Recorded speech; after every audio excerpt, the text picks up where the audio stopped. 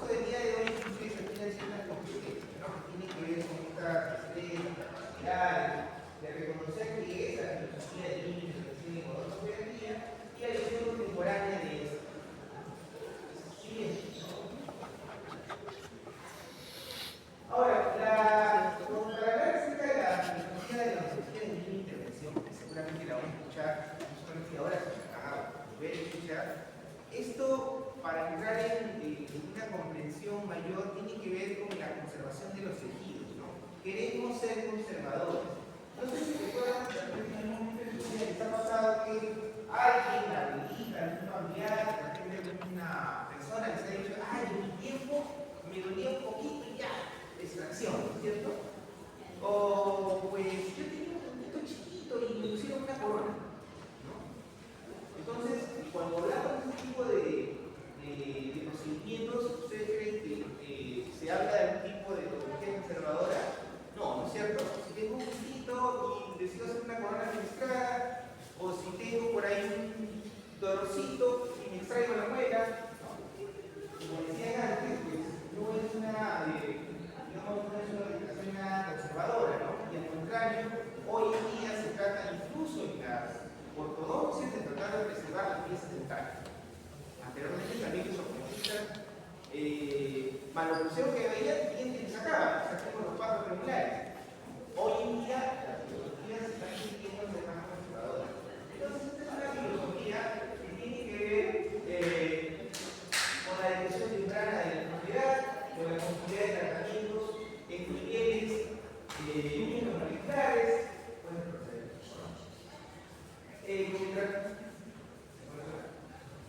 el tratamiento de las secuelas de la enfermedad, siendo lo menos invasivo posible, y también la intervención tiene que ver con el respeto del tejido dental.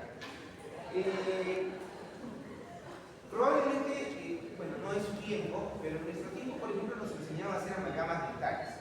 Las amalgamas dentales no tienen una adhesión per se con el tejido dental, ¿no es cierto? Entonces, lo que se hace cuando uno hace una amalgama es un enchape. ¿Saben qué es un enchape? Un machimbrado, como una especie de digamos, de construcción en la cual entran dos partes asegurada por división.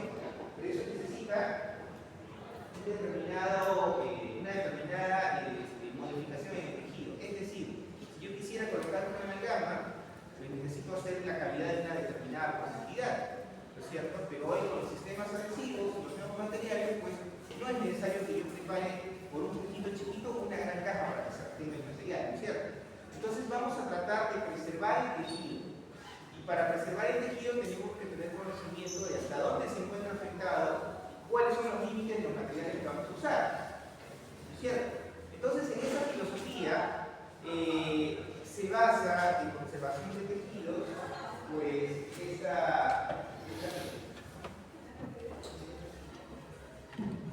Entonces, estamos hablando de que la intervención tiene que ver con una filosofía conservadora que busca paralizar la enfermedad en este caso de la dental y restaurar la estructura y funciones perdidas.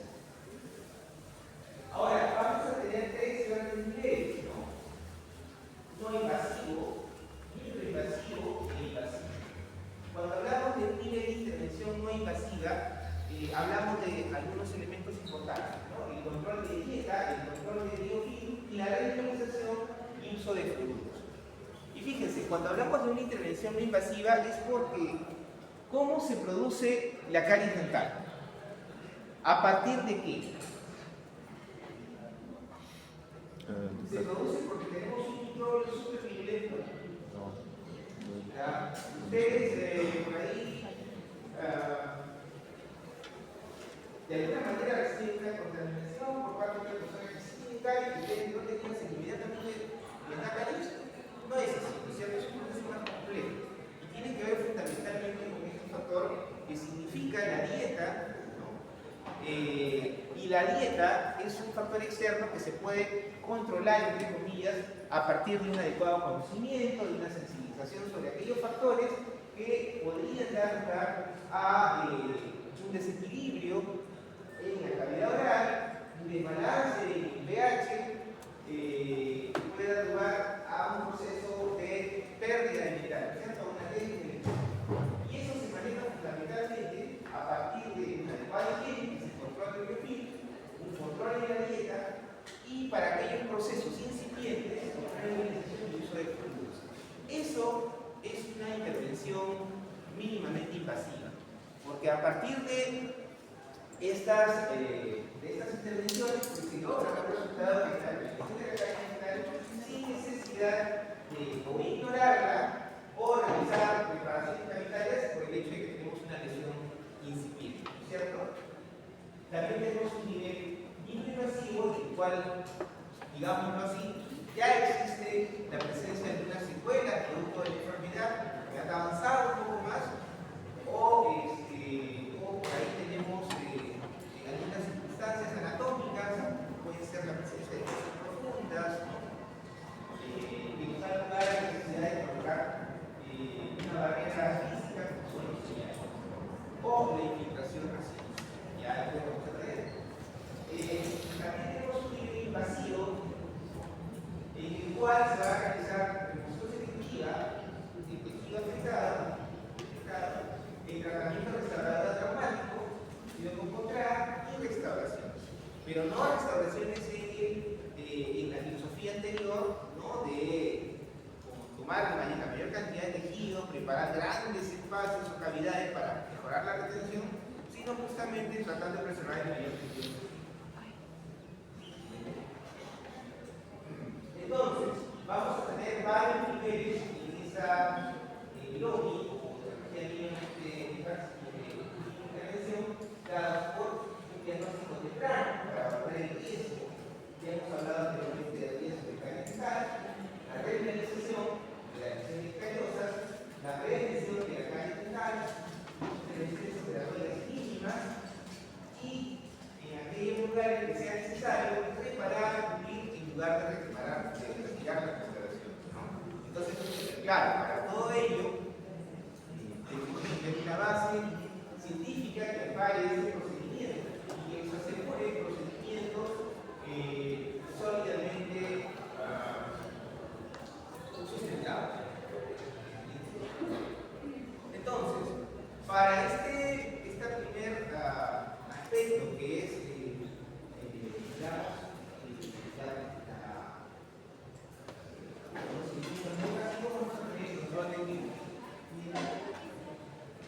y para hablar de control biofílico vamos a tener que llegar hasta el momento del nacimiento, ¿no?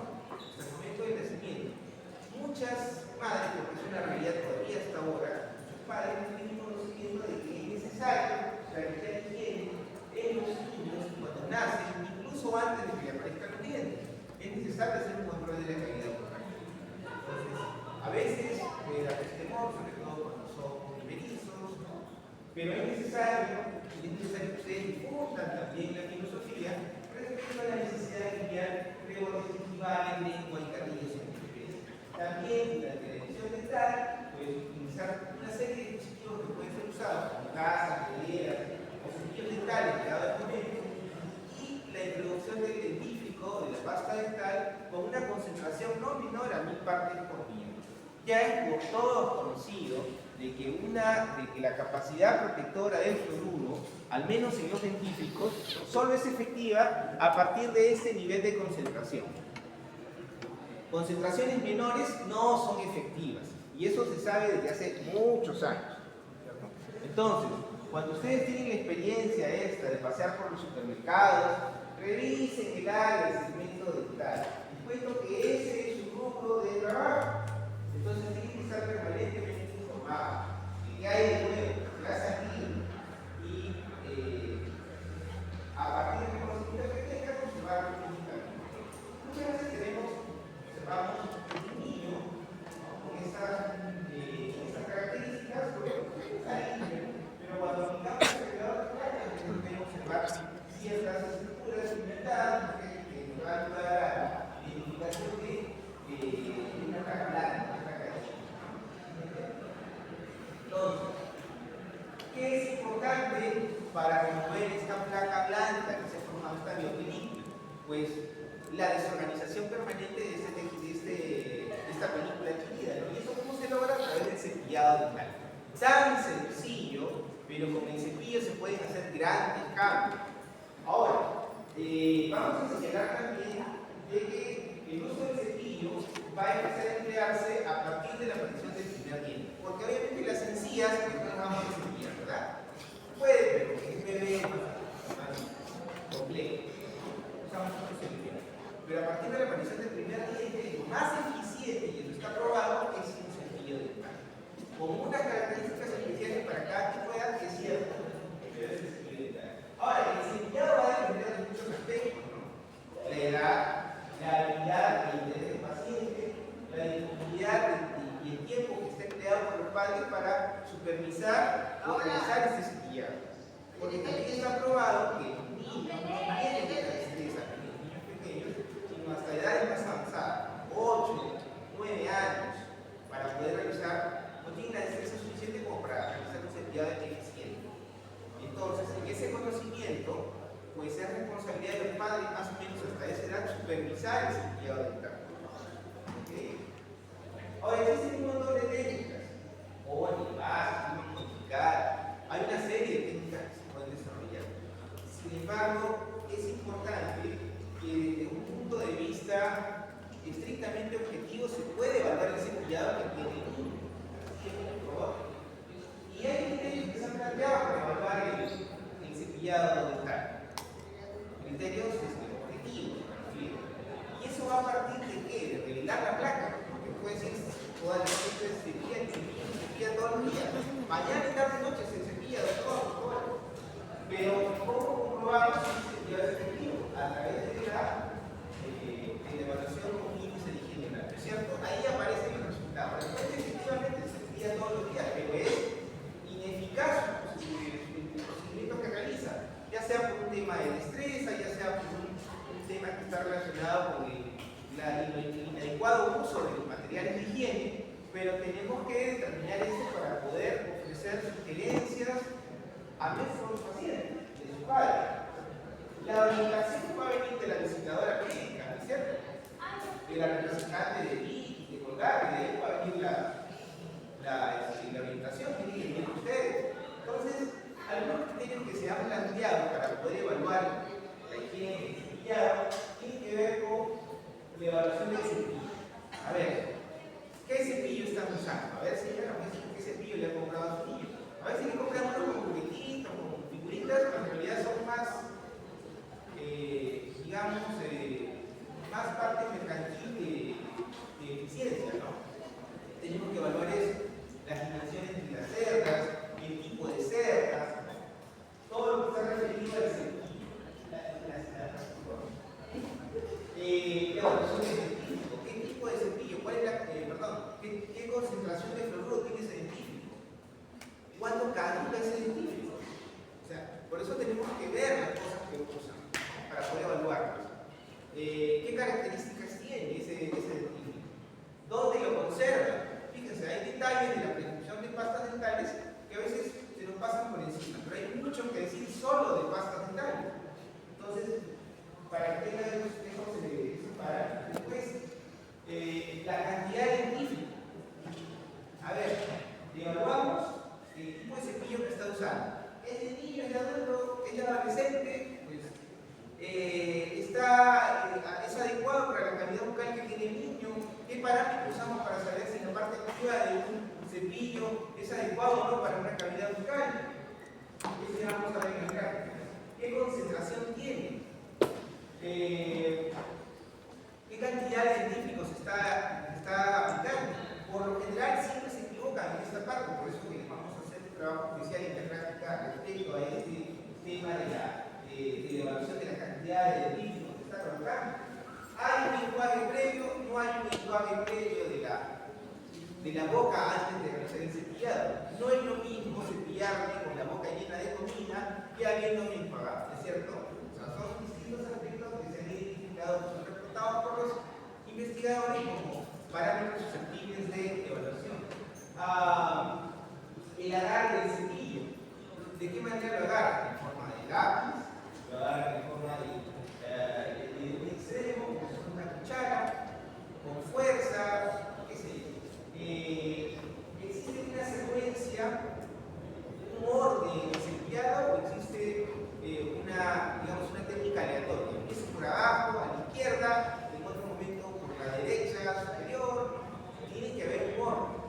Y eso también está reconocido por la literatura. Tiene que darles humor para poder trabajar el tema de la. Tiene que haber una isocronicidad. ¿Eso con qué tiene que ver? Que si yo me cepillo el lado derecho y el segundo, el lado izquierdo tiene que ser igual. Es que el lado derecho me lo cepillo más porque soy diestro y izquierdo no. Entonces tenemos que tener también, formar una vía para poder realizar ese cepillado. Esa es la orientación que tenemos que dar nosotros. El tema del tipo de movimiento, ¿no? ¿En qué sentido? Pues va a ser movimiento circular, movimiento horizontal, ese tipo de cosas hay que orientarlas. Luego, es importante que se evalúe la limpieza dental. Yo no estoy hablando del punto de vista del padre de familia que va a estar revisando esos aspectos. Entonces, desde el punto de vista que ustedes van a evaluar a su paciente para poderle ofrecer sugerencias, algunas modificaciones en la conducta que están llevando a cabo para poder mejorar la eficacia de ese cepillado. ¿De acuerdo? También es importante considerar el enjuague final, ¿no? Hay una gran necesidad por eliminar todo el dentífrico al finalizar el cepillado, ¿no es cierto? Probablemente porque se han aplicado tanta cantidad de dentífrico porque es necesario realmente eliminar todo el dentífrico que está en boca. Sin embargo, es conocido también de que no hay que barrer todo el dentífrico, porque ¿qué efecto de rehabilitación va a tener si se pierde todo el dentífrico? Si más que cepillado va a ser un excelente enjuague. No queda nada de dentífrico. Entonces, hay que hacer muchas cosas. Y finalmente es necesario, dentro del proceso de enseñanza de higiene bucal, de instrucción de técnica de cepillado, valorar de salida la eficacia de ese cepillado. Le puse un revelador de placa antes y le pondré un revelador de placa después, ¿no? El propósito de hacer la preclínica es simular lo que vamos a hacer, por eso que ahora en la práctica vamos a simular, aplicar toda esta primera etapa preventiva a nuestros fantomas. Y hay que tratarlo como pacientes. Ustedes tienen el propósito que se está dirigiendo en la práctica. Siguiente, por favor. Algo tan sencillo como el red sencillo, algunos arreglos son para el ¿La de niños?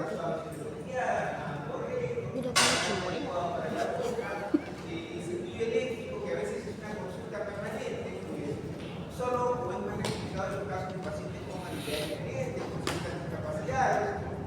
Entonces, esto se lo van a aquí información básica que es lo que deberían de saber padres, la cantidad de científicos que vamos a colocar son los factores más críticos. Antes del año, la mitad de un granito de arroz, después, pues, un granito de arroz, más o menos entre los 2 a 4 años. Un granito de arroz, un grano de trigo. Estamos hablando de un ingreso aproximado de 20 kilogramos, una cantidad aproximada similar a representativa de una. Por eso le decía la agregada en una de las conversaciones que traigan arroz o un montón de arroz, cuántos granos para que vean las dimensiones, el volumen que corresponde. Que traigan su manteca para que cuando hagan ese tamaño, porque a veces buscarlo para que alguien que sabe cocinar, pero otros que no. Que identifiquen los tamaños, los volúmenes, se familiaricen para que también puedan desarrollar. Ahora, esto se nos ha ocurrido a nosotros, que viene ya de estudios previamente desarrollados que demuestran pues digamos, que suceden para que se hagan una idea más o menos, al año, la está tomando esto, y nada, un granito entre 2 y 4, y entre 5 y 6 esta cantidad. Si se sigue con esa cantidad, creen que va a salir un montón de la base de la boca, sale lo necesario. Y además permite visualizar la técnica que estás empleando. Pero parece que no lo enseñaron, porque luego estamos en 5º año en la clínica y los niños parece que les hubiera dado rabia, ¿no? ¿Dónde fue la enseñanza enseñanza de técnica de cifrado. ¿Qué pasó? Siguiente, por favor. Y existe algo que es más importante. Siempre, cuando estamos identificando, tenemos un inconveniente que dice, ¿y ahora qué hago con mi paciente? ¿Y qué pongo el plan de tratamiento? Existe una orientación que está relacionada con el nivel de riesgo del paciente. Nosotros tratamos a los pacientes, o al menos es nuestro objetivo, dependiendo de su nivel de riesgo. Si yo tengo un paciente que tiene un nivel de riesgo alto, significa que es más susceptible a volver a tener la enfermedad. Eso significa que las medidas que yo voy a tomar van a ser, entre comillas, mayores que en el caso de un paciente de bajo riesgo. Si es un paciente de bajo riesgo, le debo hacer una implementación, mucho problema hay que controlar. Si es un paciente de alto riesgo, que está generando continuamente lesiones cariosas, digo, no, hay que intervenir y hacer una resolución con el procedimiento. Muy bien. Entonces, para niños de 0 a 5 años, la Asociación Americana de Biología Pediátrica plantea estos para un factor bajo, pues aplicar una serie de intervenciones preventivas como cepillado de salida, masa aplicada y evaluación de etiqueta, la presencia o la necesidad de aplicar auxiliantes y vigilar la presencia de lesiones cariosas. Y estamos hablando de lesiones cariosas desde el comienzo, desde la aparición de manchas blancas. Para un caso de moderado, pues se plantea además la aplicación de barbijo logrado cada 3 meses, de evaluación de la dieta, los sellantes, el efecto de esmalte, texturas y la vigilancia activa de lesiones de mancha blanca localizada. A todo esto, eso también indica que hay una evaluación más cercana. La evaluación puede ser de 6 a 12 meses, de 6 meses en el caso moderado y de 3 meses en el caso de riesgo alto. Y eso lo comento porque cuando están indicativamente, a la hora de llegar a los controles postoperatorios, siempre dicen, ponen control, que haya la deriva. ¿Y control cuándo lo vas a hacer? Y se quedan pensando en la luna. Pero ¿cuál es el nivel de riesgo de tu paciente? Y en función a eso sale. O sea, no es que se nos ha ocurrido que vengan cada 3 meses, cada 6 meses, y ya hay bastante sustento científico para plantear protocolos, ¿no? En los cuales ustedes tengan ya identificado cada cuánto tiempo va a regresar mi paciente a partir del riesgo identificado su diagnóstico. Siguiente, por favor. Y así tenemos para 0 a 5 y también tenemos para 6 a 5. Esto ustedes lo tienen que tener ya súper procesado en su cabeza. O sea, y se lo vamos a preguntar, ya por añadidura lo van a colocar. Vamos a trabajar en nuestro paciente como si fuera nuestro fantoma, como si fuera un paciente que está siguiendo un proceso, que está siguiendo un tratamiento. Vamos a ir colocando una evolución en este caso.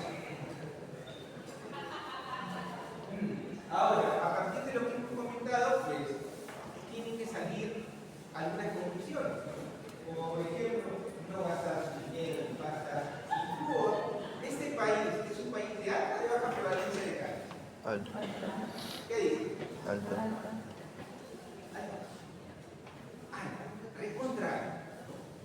Entonces, en un país con alta prevalencia de caries, pues hay de todas maneras una falta de información en los padres y a veces, pues, como aparecen una serie de duplicidades, pues se preocupan de repente o tienen dudas respecto a qué tipos de elementos de higiene elegir o a partir de cuándo comenzar con esta higiene. Entonces, importante, el uso de pastas dentales sin flúor cuestan más, son más costosas, sí, son más costosas, y a veces, dada la condición de su niño, pues no ha venido a utilizarlas. Hay que revisar la concentración de flúor de pasta, señalar que el uso de otros aditamentos como enjuagues u otros, pues está supeditado al hecho de la capacidad fisiológica que tienen. Los niños no son capaces de regular bien el tema de ir hasta los 6 años, más o menos. Por eso no se recomienda el uso de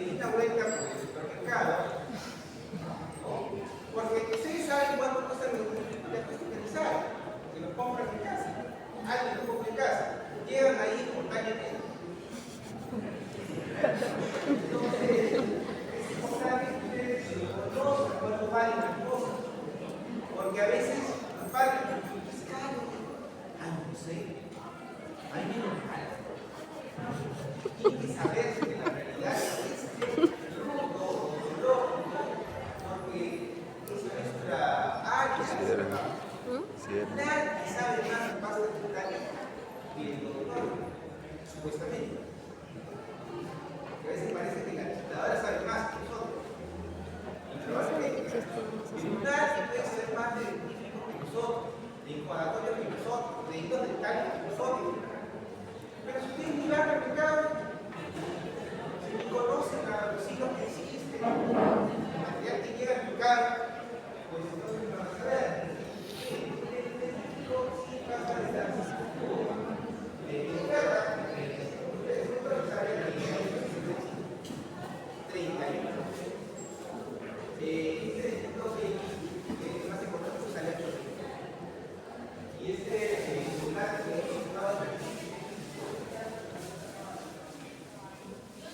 Vamos a discutir en la práctica.